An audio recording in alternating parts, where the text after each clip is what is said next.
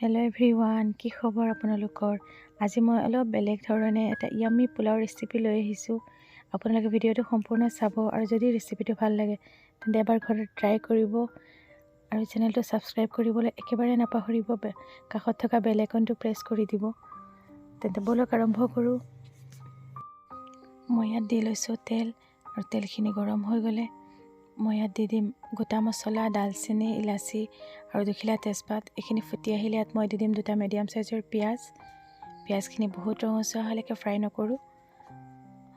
অকণমান ফ্ৰাই হৈ গ'লে মই ইয়াত দিম বিলাহী, আলু আৰু নিজৰ পচন্দ অনুসৰি যিকোনো এটা চব্জিখিনি আৰু 3-4 মিনিটমান ভাজিম। চব্জিখিনি ভজা হৈ গ'লে মই ইয়াত ব্যৱহাৰ কৰিম দৈখিনি মই ভালকৈ চামুচ এখনেৰে ফেটি লৈছোঁ আৰু ইয়াত দি দিছোঁ শুকান মছলা, হালধি, ধনিয়া আৰু ইয়াত দিছোঁ জলকীয়া, লগত আদা গুড়ি কৰি লোৱা আৰু লগত আছে নহৰু পেষ্ট। মই এইখিনি মছলা দি 5-6 মিনিটমান এনেকৈ সিজিবলৈ ৰাখি দিম। আৰু চাওক পূৰা সিজি গ'ল। মই ইয়াত এতিয়া দিছোঁ দালচেনি গুড়ি আৰু লগত দিছোঁ ঘৰতে খুন্দি লোৱা শুকান মছলা গুড়ি, জালুক, লং, ইলাচি, বৰ ভাল এটা চেণ্ট ওলায়। আৰু ইয়াত দি দিছোঁ মই এতিয়া চাউল। চব্জিখিনি ভালকৈ সিজাই লৈছোঁ। মই ইয়াত ব্যৱহাৰ কৰিছোঁ কণ জহা। চাউলখিনিৰ পানী শুকাই যোৱালৈকে ভালকৈ ভাজি ল'ম, তলত লাগি যাবলৈ নিদিওঁ।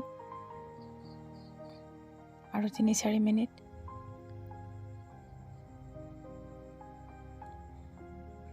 ভালকৈ ভজা হৈ গ'ল। মই ইয়াত ব্যৱহাৰ কৰিম পানী পৰিমাণ অনুসৰি। মই ইয়াত আধা কেজি চাউল লৈছোঁ আৰু এটা সৰু চাইজৰ গিলাচেৰে 2 গিলাচ পানী দিছোঁ। এবাৰ বনাই চাব, একেবাৰে চিম্পুল হয় কিন্তু বহুত টেষ্টি হয় খাবলৈ।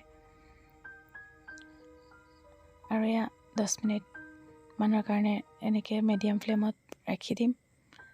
আৰু চাওক বহুত ধুনীয়া হৈছে।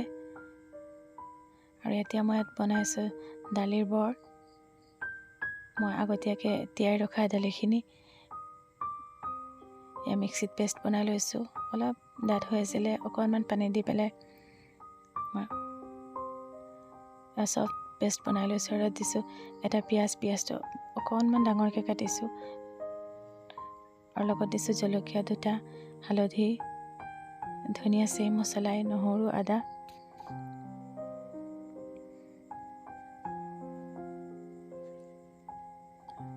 আদাখিনি ঘৰতে গুড়ি কৰি লোৱা আৰু এইখিনি ভালকৈ মিক্স কৰি ল'ম। দিছোঁ নিমখ টেষ্ট অনুসৰি। আৰু মই বৰখিনি বনাই লৈছোঁ। বহুত টেষ্টি হয়, একেবাৰে চিম্পলকৈ এবাৰ ট্ৰাই কৰিব। আৰু যদি ভিডিঅ'টো চাই ভাল পায় তেন্তে প্লিজ চেনেলটো ছাবস্ক্ৰাইব কৰিব।